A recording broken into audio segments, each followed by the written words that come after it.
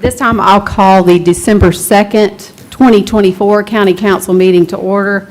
Typically, I recognize our council member who leads us in Invocation and Pledge of Allegiance, but this time I thought it might be prudent to acknowledge a couple of new faces that are here on our bench tonight, and that is David Garner and Tom Couch, who are our new assistant county managers here beside Assistant County Manager Kevin Madden. This was announced in October earlier this year, but these folks have just now joined us here tonight. I will just say publicly, Mr. Tom Couch comes to York County from Statesboro, Georgia, where he served as a Bullock County manager for 20 years. That's a long time to serve as a county manager. That speaks volumes to what you have done.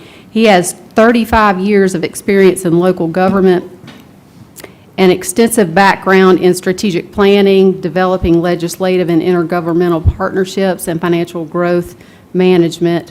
He holds a master's degree in public administration from Georgia State University and a bachelor's degree in political science from Eastern Michigan University. He's also a certified planner through the American Institute of Certified Planners and an ICMA credentialed manager. He and his wife, Carolyn, have been married 38 years. They have 3 grown children and 1 grandchild, and we welcome you here to York County. I'll also recognize David Garner. He served as the county director for Abbeville County, South Carolina since 2017 and has a wide variety of experience in emergency management and public safety. He also served as a paramedic at the Greenville County EMS and a regional emergency management coordinator for the South Carolina Emergency Management Division. He has a master's degree in public administration at Clemson University. Sorry for your loss. Not sorry for your loss.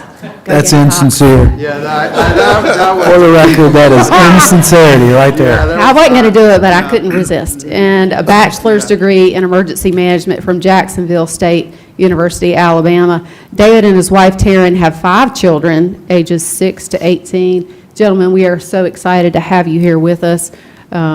We've heard wonderful things about you, and we're confident that you're ready to hit the ground running. Hit the ground running are the main terms here. We're ready to get moving to make some changes for the folks here in York County, but we appreciate you having here. I'll recognize the county manager and you gentlemen if you'd like to say something before we pray, but I thought it was appropriate that I recognized you before we pray tonight in case those praying for you, would make sure to keep you in their prayers tonight too.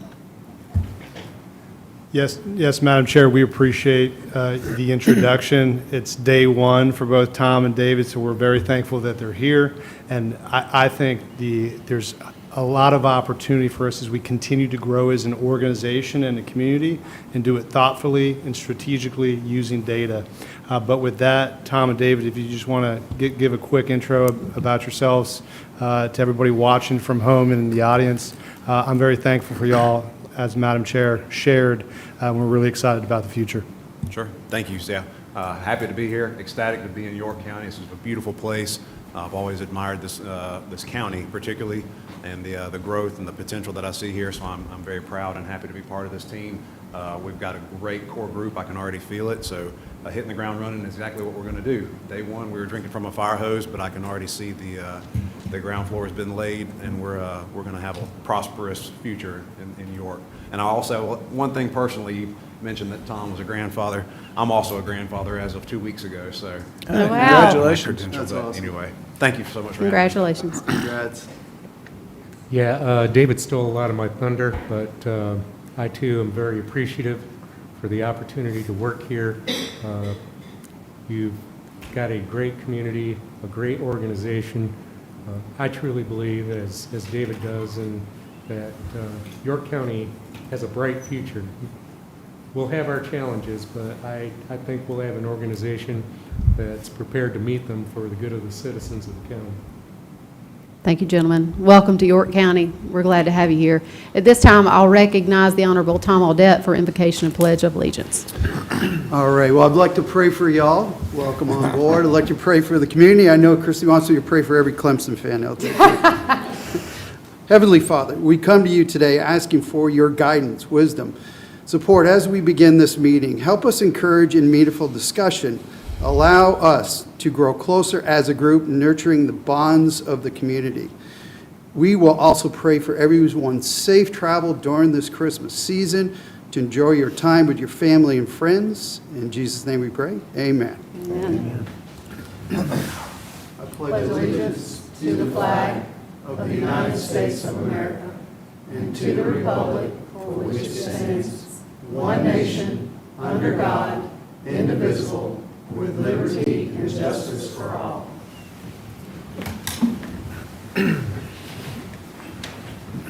We do not have any oath of office tonight, but at this time I'll recognize Sheriff Tolson, who will recognize two folks, Sergeant Chris Kinsey and Evelyn Moser, in their service and retirement with the York County Sheriff's Department.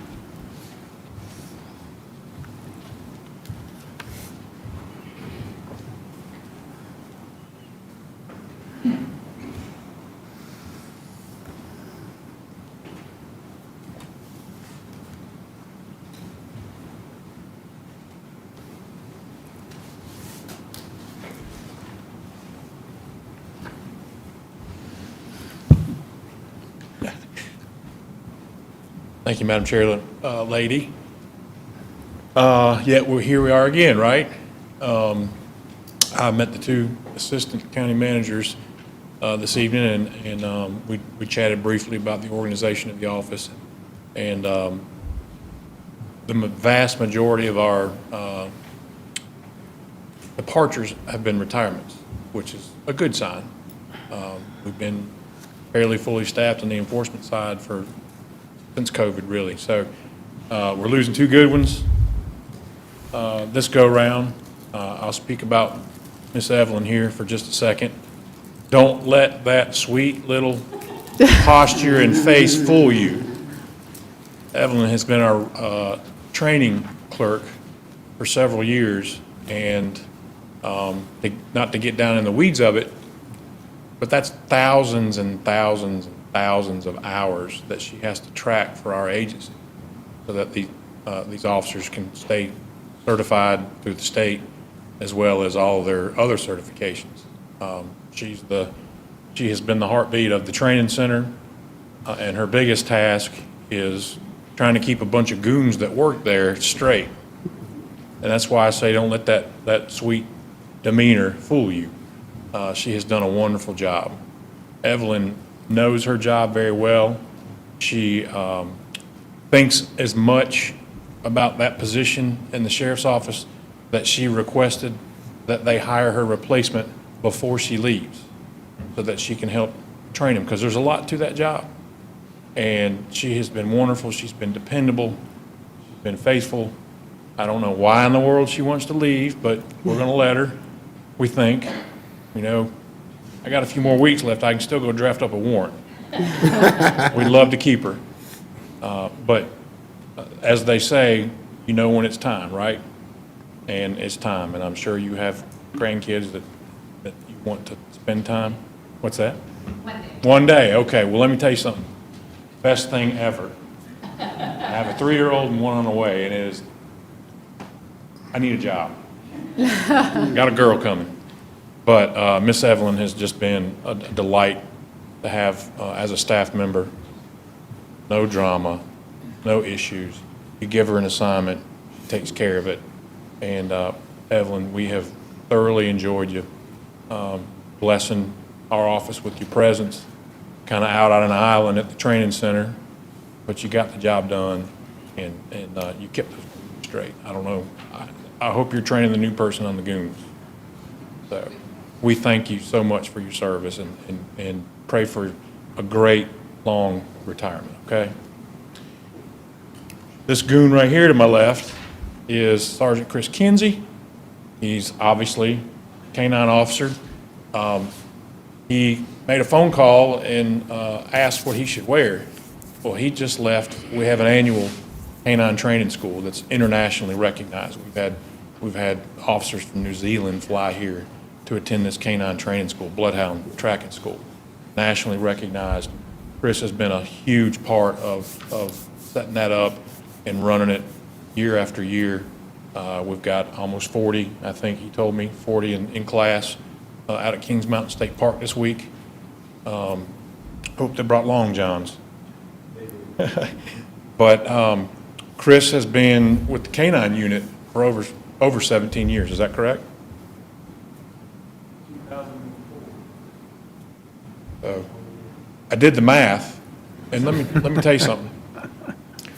Being a K-9 officer is not just walking your dog through the park. Those dogs are strong. When they get on a scent, they pull, pulling through thicket, briars, creeks, sometimes ponds. And so I did the math. 17 years as a K-9 officer is 119 years as a regular officer. Because that's the effect and the toll that it can take on your body. Chris, too, has been very loyal. He has faced, every time these folks go on a track or in the woods, they don't know what they're coming up against. Of course, we know that, right? And, you got a bell on the dog and you got a light in your hand, you're giving your location away. And he's encountered some very dangerous situations. I think he was shot at, and thankfully not hit. But he continued to march the march and without pause. And he will continue to do that until he's completely done here with his family. And Chris, you've been an outstanding employee. I really hate to see you go. I punished you on Saturday for that. Called the Clemson game. Chris is a very avid Clemson fan, and we've had a lot of fun with that. He's very witty, but I pray for you for a long, happy retirement. Harriet, what's he gonna do? I hear that. I hear that. But Chris, good luck. We love you. You have been very faithful and very dependable also. You're going to be sorely missed on the K-9 unit, and I'm going to miss bantering back and forth with you about whatever it is. That's okay. We can do that. But thank you for your service. And I tell every one of our retirees, your goal is to bankrupt the South Carolina police officer retirement system. Live long and prosper. You always have a home here, you know that. You're welcome anytime, and better get home after dog school and start out at Honeydew. Thank you so much for your service, and I think Chairwoman Cox has maybe a few words.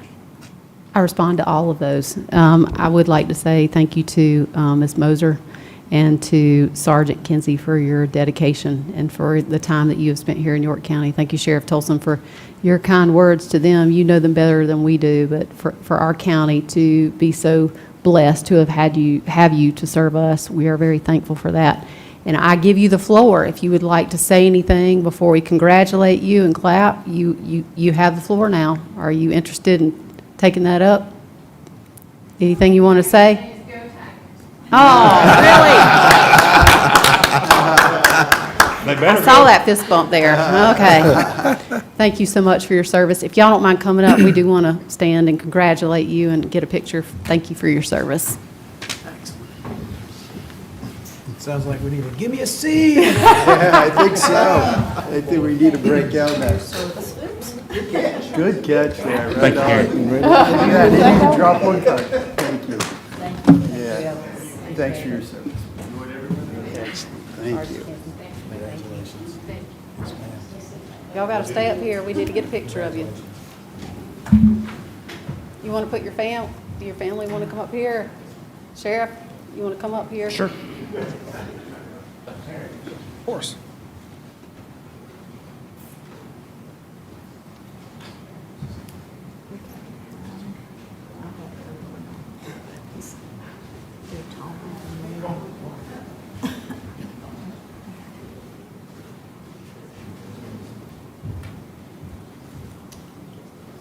Thank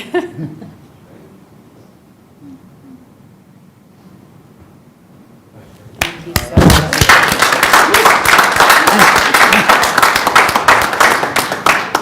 Young man, grind.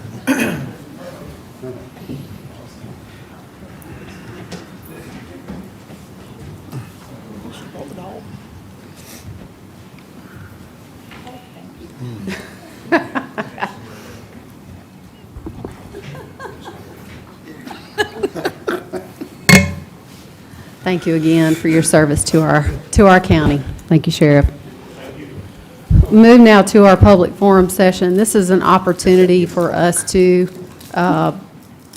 allow folks to address the council on county issues. There actually is only one person who has signed up tonight, and when I call your name, if you'll just come up, state your name and give your address, and if you'll make sure to pay attention to the screen, when the 2 minutes comes up, it will go from yellow until red, and it'll let you know when to stop so that I don't have to let you know when to stop. We have Alicia Benson.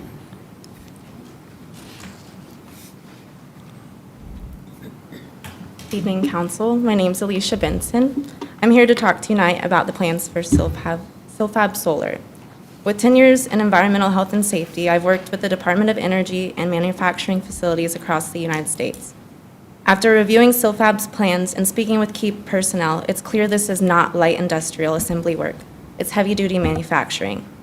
The county wants to bring jobs and fill this beautiful building, while the community wants safety and responsibility, not to be the site of the next chemical disaster.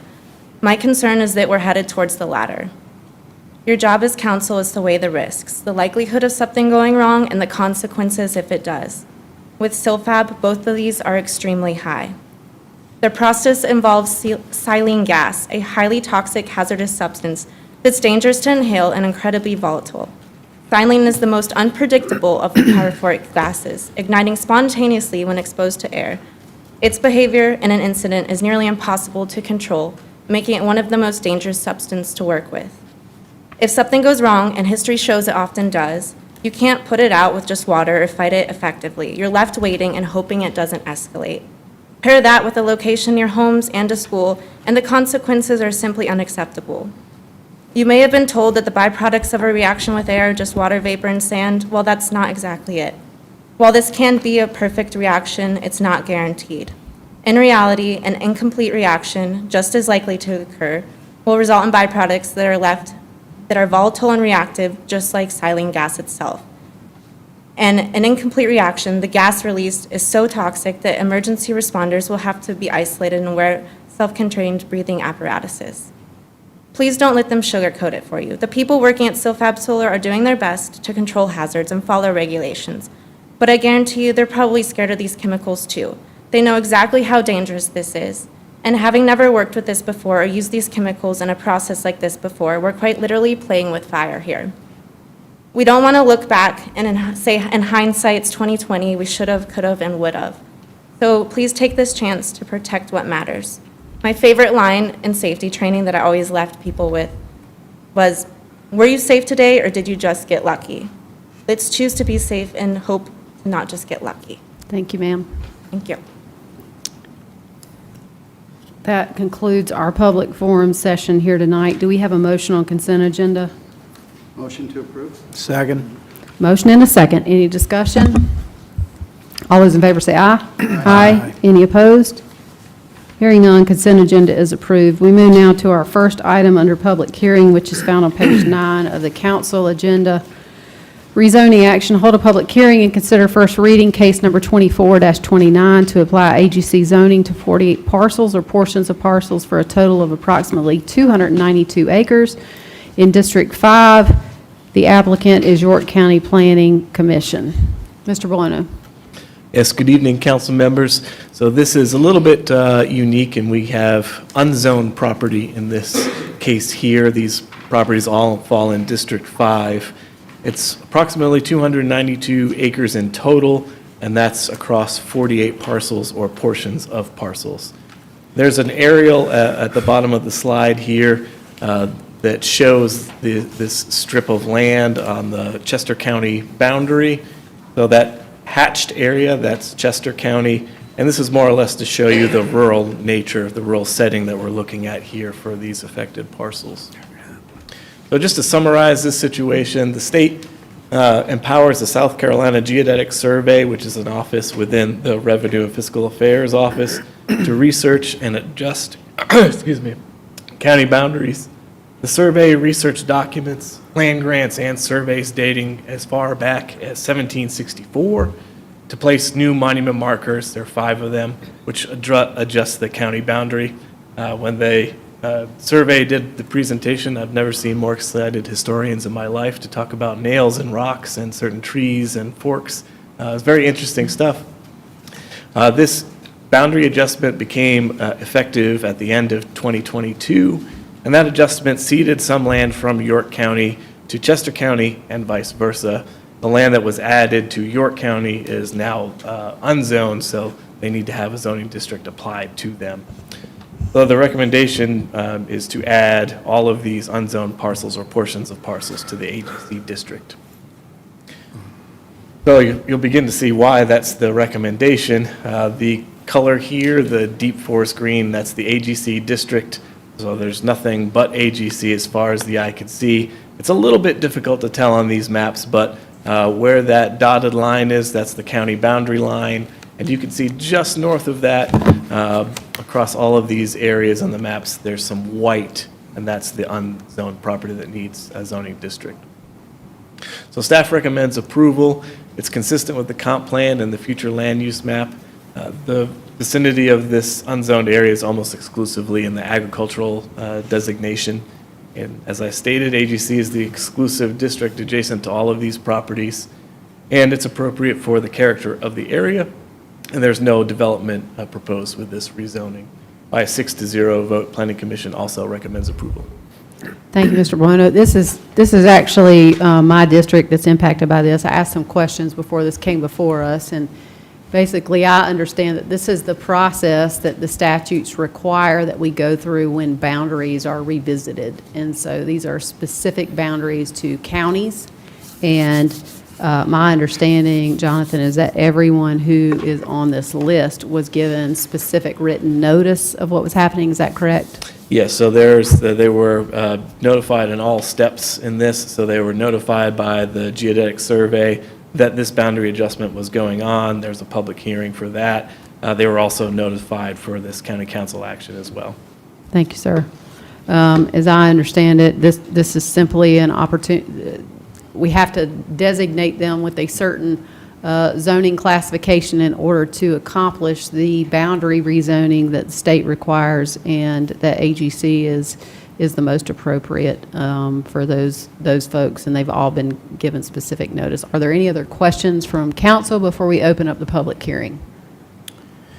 Did we get any feedback or pushback from any of the residents? We got a couple phone calls, mostly just questions. What is this? Why did I receive this? And once it was explained, no one had any issue. Any other questions? No, I think AGC is definitely, I think it's a logical choice. Thank you, sir. Is there anyone here who wishes to speak against this rezoning? Is there anyone who wishes to speak in favor? Move to close. Second. We have a motion and a second to close public hearing. Madam Clerk, do you have that? Any discussion? All those in favor say aye. Aye. Any opposed? Hearing none, public hearing is closed. Do we have a new motion? Motion to approve. Second. Motion and a second to approve. Any discussion? All those in favor say aye. Aye. Any opposed? Hearing none, motion carries. We move now to our public hearing, item number 2, rezoning action. Hold a public hearing and consider first reading. Case number 24-53, tax map number 54400000207, to rezone from UD to LI, .997 acre in parcel in District 6. Mr. Bueno. Yes, this application to rezone to light industrial from the UD district. It's on just about an acre on Grayson Road. This property is already developed with an existing business, and they are looking to add an additional storage building.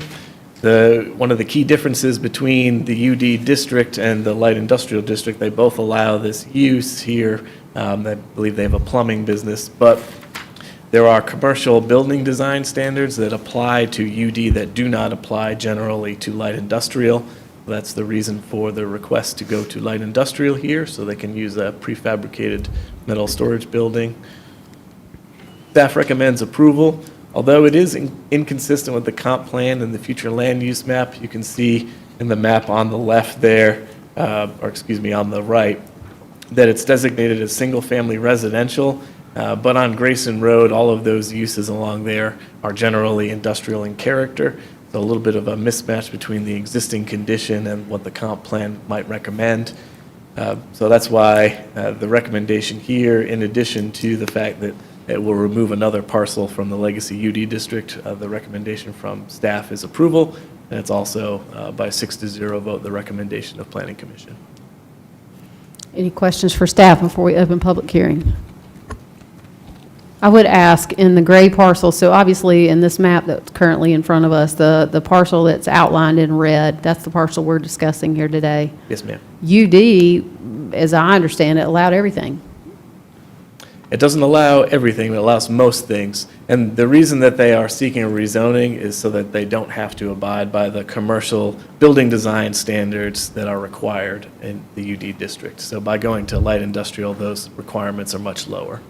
And so what they're asking to do, was this rezoning promulgated by staff, and staff paid for the rezoning cost? Or is the applicant having to pay for this? This is an applicant request, but by ordinance, all rezoning requests that are to go out of the UD district, because you can't zone into the UD district. So any request that is to go out of the UD district is free by ordinance. Okay. So, you know, just as a layman, what I understood UD to be, it was kind of like, you know, you win the lottery. You can do whatever you want, and then slowly but surely, you know, there have been changes to the UD district in order to make it consistent with the areas surrounding it. This particular parcel is essentially looking to just continue what it's been doing, and in order to do that, it had to go through a rezoning to get there. Is that correct? Generally, they wanted to add one additional building, and they could do that in the UD district. They'd have to make it abide by the commercial design standards if it were to remain in UD. They wouldn't have to do that by rezoning to LI.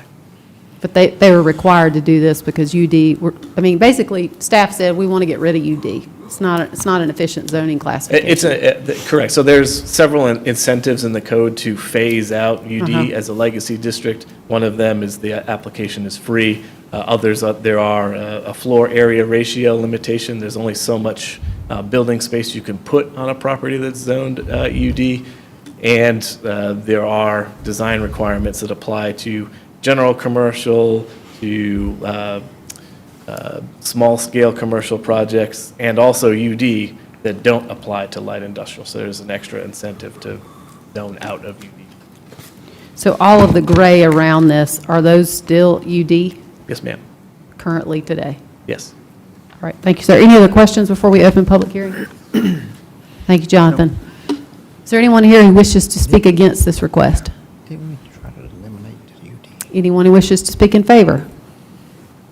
Motion to close public hearing. Second. Motion and a second to close public hearing. Any discussion? All those in favor say aye. Aye. Any opposed? Hearing none, public hearing is closed. Do we have a new motion? Motion to approve. Second. Motion and a second. Any discussion? All those in favor say aye. Aye. Any opposed? Hearing none, motion carries unanimously. We move now to item number 3 in our public hearings.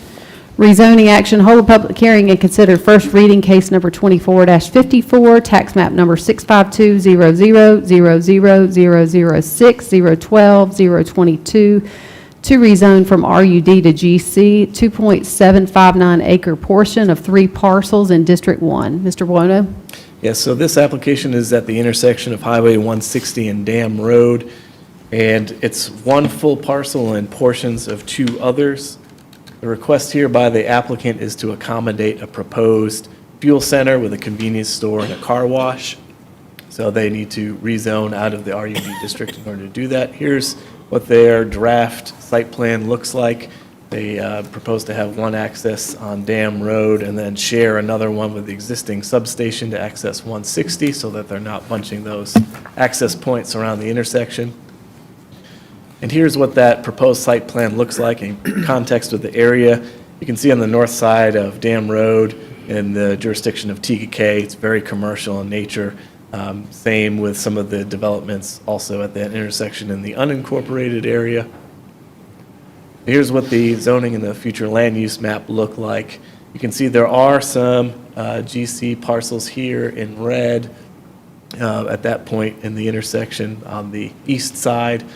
Now, the comp plan designation is single-family residential for this parcel, but I will note that it is at the intersection of two major roads, so that's where the comp plan envisions the allowance for some non-residential uses, even though the designation is single-family residential.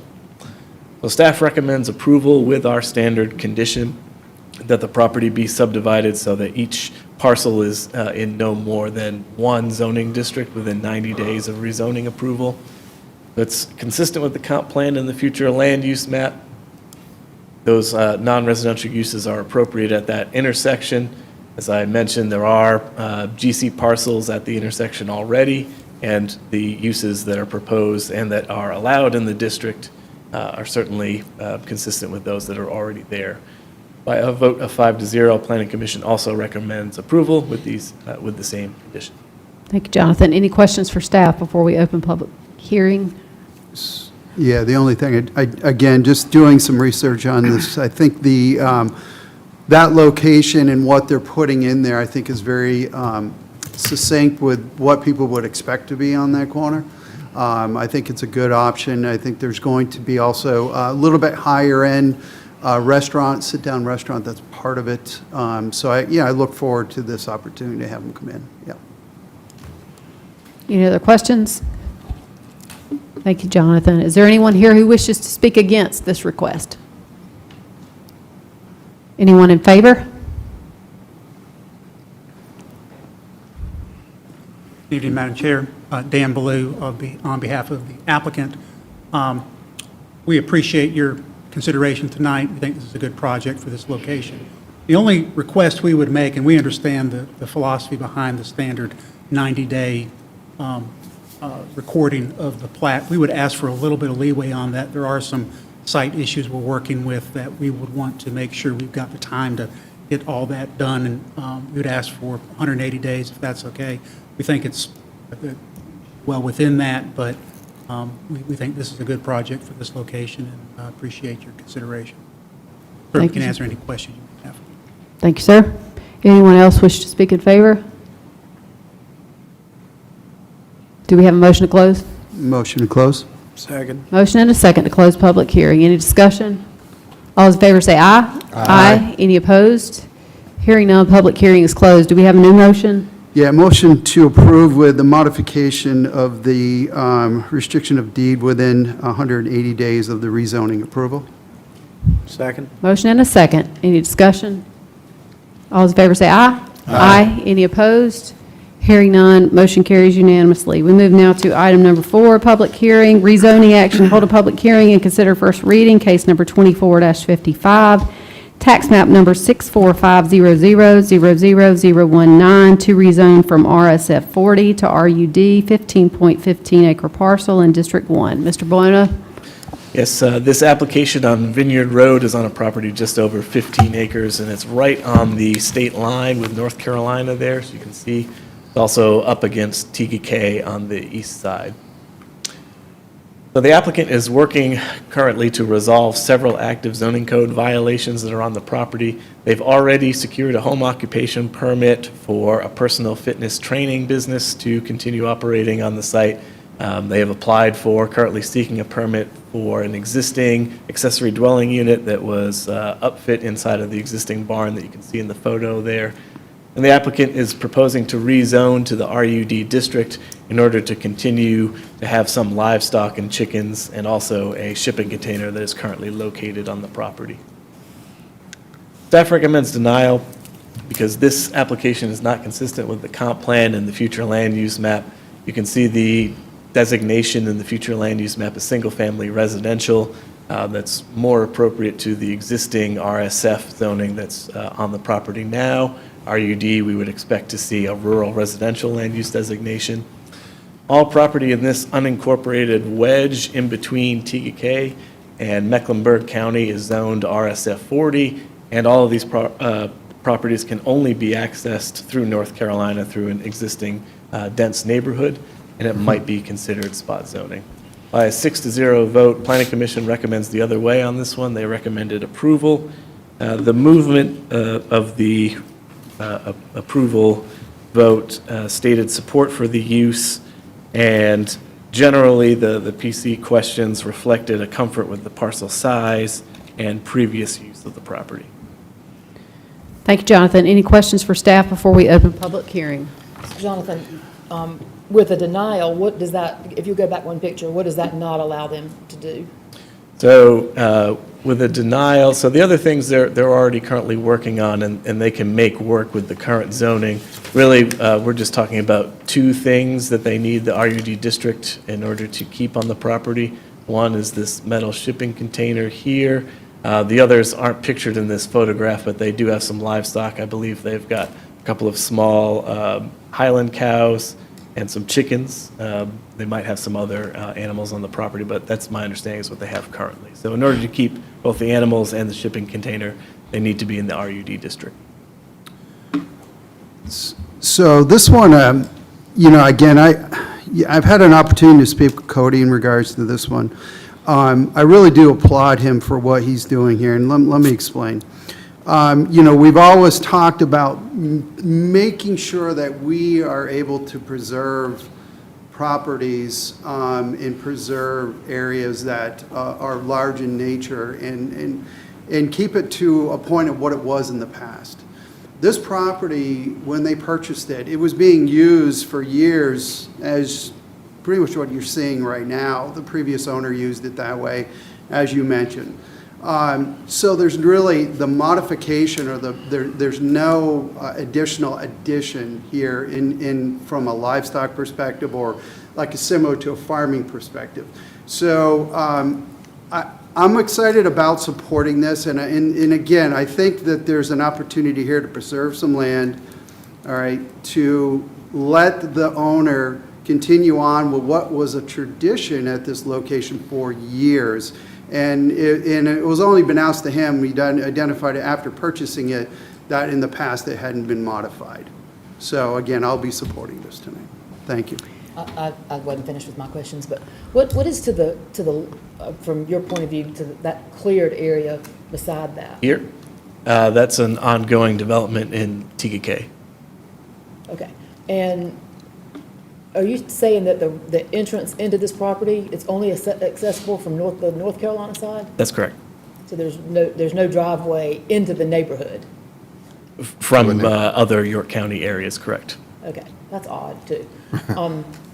Is there any way to ensure that it's not subdivided further going forward?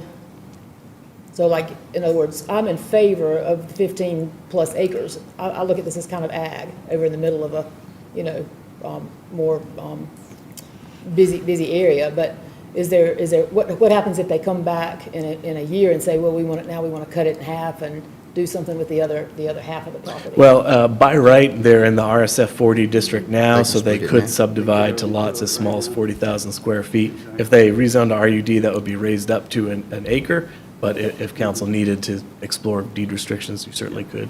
Okay. Let's make it. So right now, if they wanted to, they could add more homes to their 15 acres.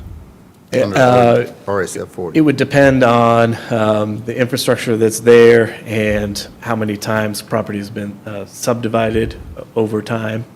There's just one home on it currently now, right? Right, but it would depend on if it were part of a platted subdivision. My guess is it's probably not. Certainly follow up with more information on that. But generally, if it's not part of a platted subdivision, they could subdivide it further. With the only access coming out of North Carolina, do we have any history that this property, because I know we had a time where we weren't sure of the line, and the line actually moved, and we picked up property, or people thought they were in North Carolina, ended up being South Carolina, or South Carolina versus North Carolina. Has this property ever been part of North Carolina? And That just I do happened not the know, line moved? but we can verify that. Okay.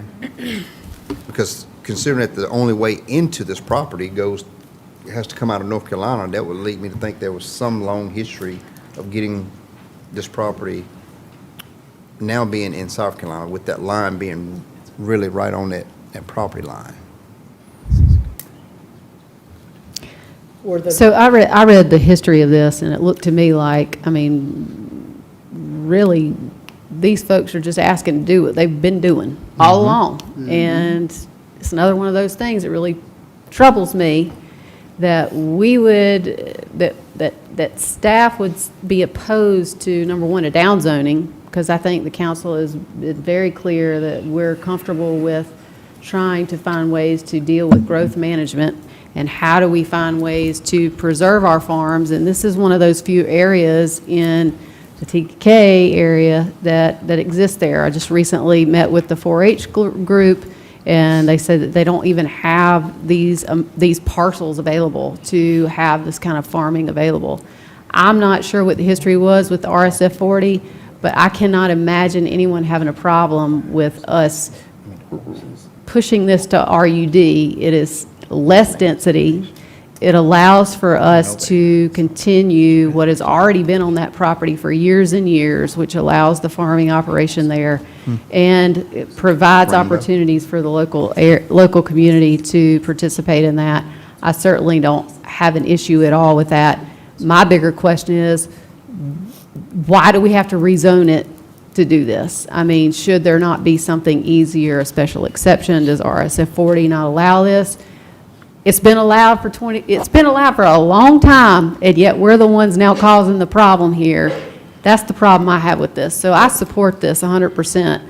I see no problem with this, and I don't think the community would object to this either. Unless anybody has any more questions for staff, we do need to open this up for public hearing. I have one more question. Were the code violations from neighbors? We did receive a complaint.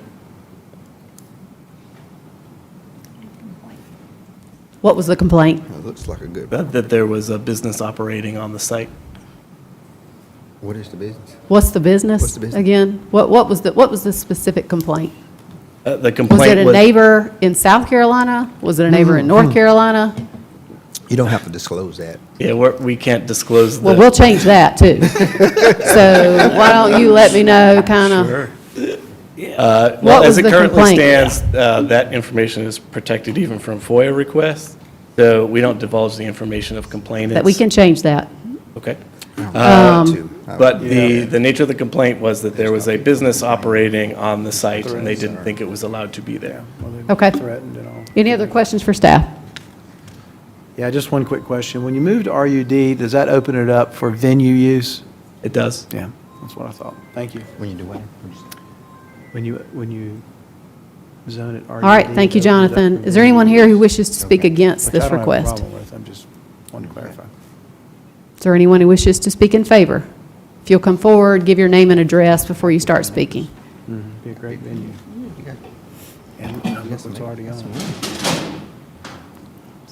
I'll go first as the owner of the property. I had a long thing written up, but I'm not going to read it all. I'm going to stick to answering some of the questions and clarifying some of what you had just asked. As you mentioned, it's been run as a farm for 25 years now. My name is Cody Cooper, by the way. I'm sorry, I forgot to mention that.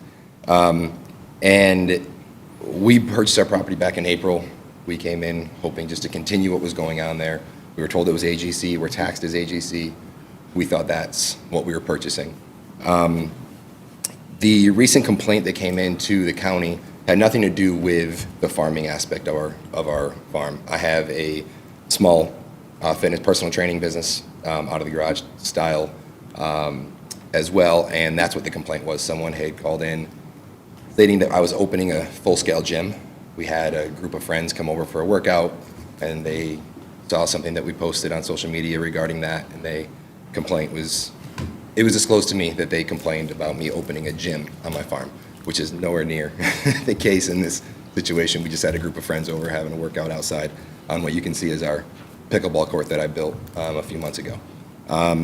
So we're looking to continue we have 3 Scottish Highland cows, a Dexter cow, some chickens, and a couple goats. We're just looking to continue our family farm. And if there were any other questions that you had that weren't answered. As staff, I'm open to answer any of those. Thank you, sir. We don't usually engage back and forth. Sorry. We just take information in, All but right? we appreciate I would being just ask that here. you help us continue to operate the farm like the previous owners have done for the past 25 years. Thank you, Thank sir. Anyone else? Yeah, good evening. So I've been a neighbor of this property for 22 years now. Can you just start with your name and address, Oh, please? sorry, Eric Shannell, 2320 Vineyard Road, right next door. Actually, in one of the pictures there, you can see part of my house. So I've been a neighbor of this property for 22 years now, and I, quite honestly, was really surprised it wasn't RUD or AGC to begin with. There's always been multiple horses, ponies, animals all along. Since Cody has purchased the property, he's done nothing but actually restore it back to its former glory. Everything's been fixed up. He's been starting to bring some animals in. I was real surprised when I heard it wasn't zoned correctly. Fully support him in bringing this, family farm back to the way it should be. Thank you, sir. Yep. Evening. My name is William Reese, and my wife and I, we're building a house directly across the street from him at 2355. And I was here just to find out what was going on. Now that I know what's going on, I'm fully in favor of it. I have a 24-year-old autistic son who loves animals. And we were actually looking for a place for him to be able to go and to see animals and things like that, to have contact with them. And coming from California, I can tell you, you need this property. Because where I grew up, it was all farmland, and now it's all homes and businesses. And then when I moved to Pennsylvania and then to Ohio, small farms like this were being reserved all over the place. Just because, for lack of a better term, they didn't want to Californicate the states. And this is a real opportunity. And I'm grateful to hear all of you speak so kindly for farmers, small farmers, because that's something I never had the opportunity to have growing up. So I just want to support Chip and what he's doing. Thank you, sir. Anyone else wish to speak before we close public hearing?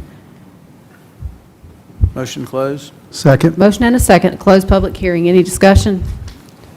All in favor say aye. Aye. Any opposed? Hearing none, motion carries. Do we have a new motion? Motion to approve. Second. Motion and a second. Any discussion? All in favor say aye. Aye. Any opposed? Hearing none, motion carries unanimously.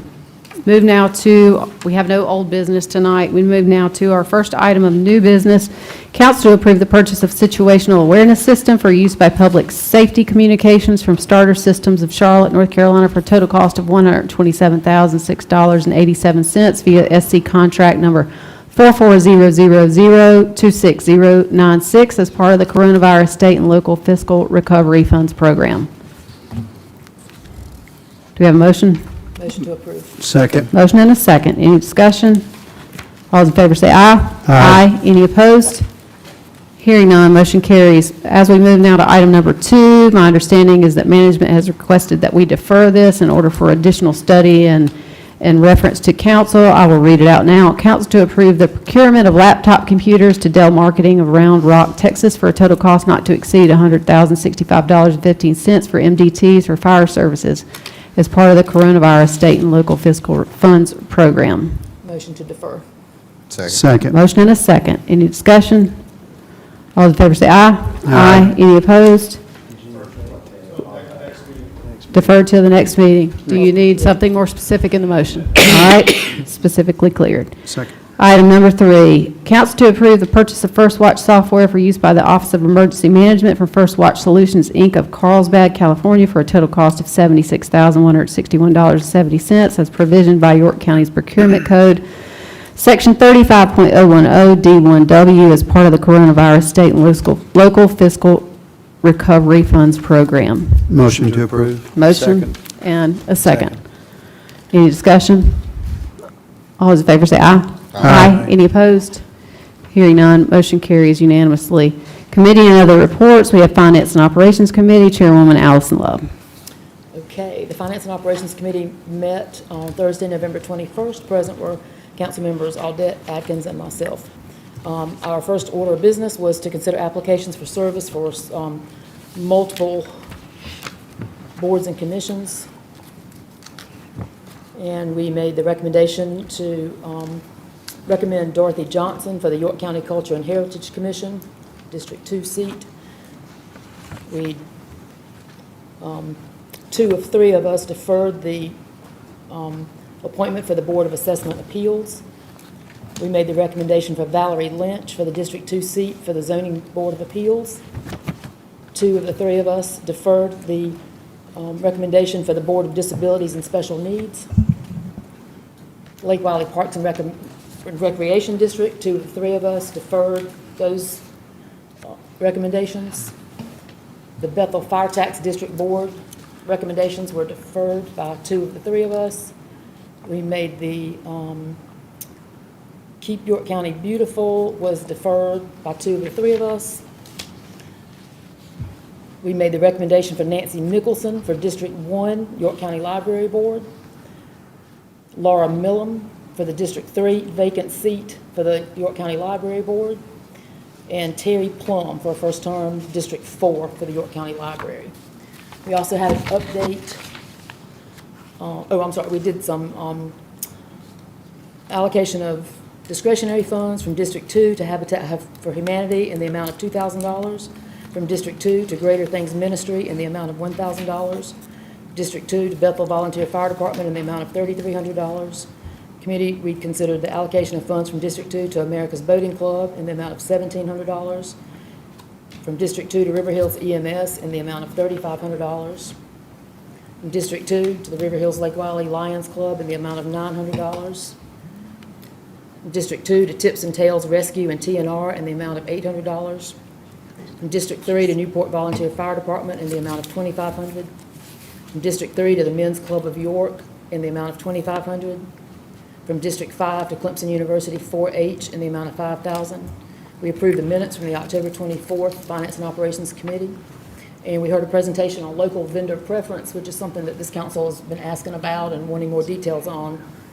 There are definite pros and cons to that. So we have asked staff to put together their best proposal and bring that back to the committee for further consideration.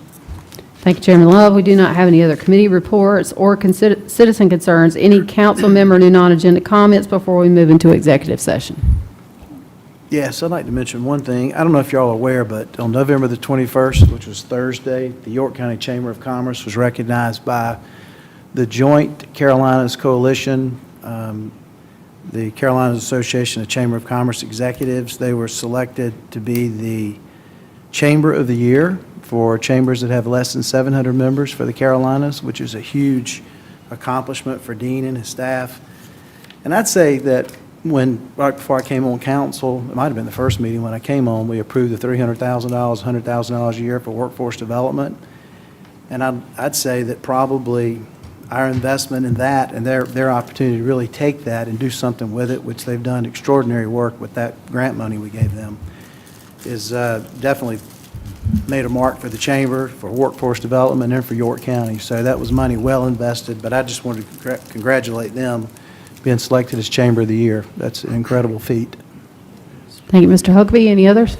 Absolutely. I just want to remind staff that we had some conversation some months and months ago about implementing something or coming up with some options for the tiny houses in York County.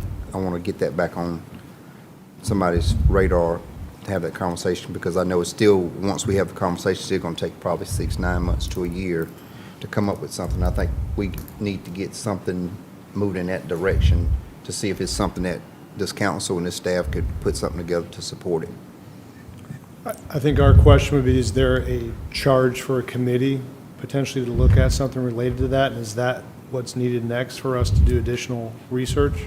I would suggest I would suggest that this be something that's brought up in the workshop for planning and zoning, and let's have a discussion about it before we refer it to committee to make sure there's full council support for that. I would like to hear, like, I know there's somewhere, somebody's doing this with tiny house communities. What are some other areas doing to try to combat some of the affordable housing or? Well, this is baked into the strategic plan too, with affordable, attainable workforce housing. So, I think the appropriate place to discuss that would be in our strategic meetings when it comes to planning and zoning, and let's figure out, is there a majority support to want to move forward with that with one of our strategic plans? Any other council member new non-agenda comments? Just one quick update. We had a RFAS meeting, a roads meeting for the county, and that was about 2 weeks ago. We did get some recommendations that were brought to us for the Selland East Cherry Road exit. Again, that's still under review for the next steps, but again, just want to share that with the public. Any other comments? I just hope everybody had a good Thanksgiving. All right, do we have a motion for executive session? Yes, we do. Receipt of legal advice, legal litigation update, and next, contractual matter, retention of outside legal counsel. Second. Motion and a second. Any discussion? All those in favor say aye. Aye. Any opposed? Hearing none, motion carries unanimously. We'll move into executive session.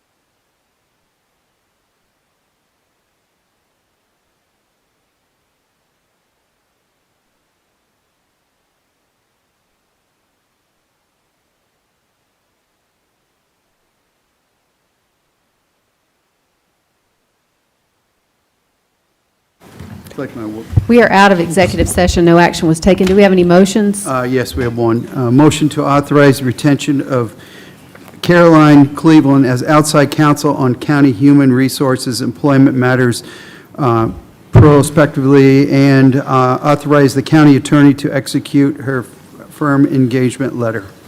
Second. Yep. Motion and a second. Any discussion? All those in favor say aye. Aye. Any opposed? Hearing none, motion carries unanimously. Do we have a motion to adjourn? Motion to adjourn. Second. All in favor say aye. Aye. Aye. We are adjourned. Chrissy, I was just thinking,